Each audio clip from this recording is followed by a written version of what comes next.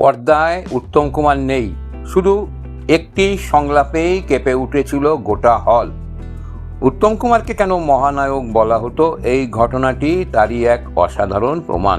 নমস্কার, আমি তনুপ বলছি। আজ আমি আপনাদের জন্য সম্পূর্ণ নতুন একটা ভিডিও নিয়ে এসেছি। আশা করি আপনাদের ভালো লাগবে। সালটা সম্ভবত 1975 সাল হবে।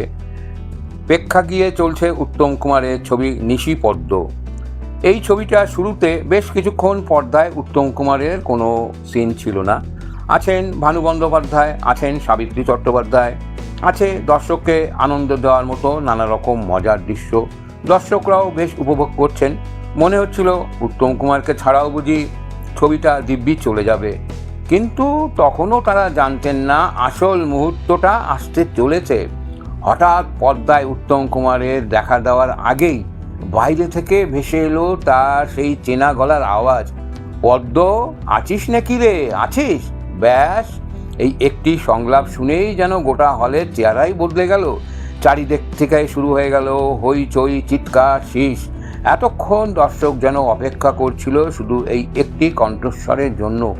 পর্দায় তখনও উত্তম কুমারের মুখ দেখা যায়নি, শুধু তার গলার আওয়াজেই প্রেক্ষাগৃহ বুঝিয়ে দিল মহানায়কের জন্য দর্শকদের ভালোবাসা কতটা গভীর। এই উচ্ছ্বাস ছিল না শুধু কোনো নায়িকা বা অন্য কোনো অভিনেতাকে ঘিরে, এটা ছিল শুধুই উত্তম কুমারের জন্য। পর্দায় আসার আগেই যার কণ্ঠস্বর গোটা হলকে মাতিয়ে দিতে পারে, তিনি শুধু নায়ক নন, তিনি উত্তম কুমার। এটাই ছিল মহানায়কের ম্যাজিক।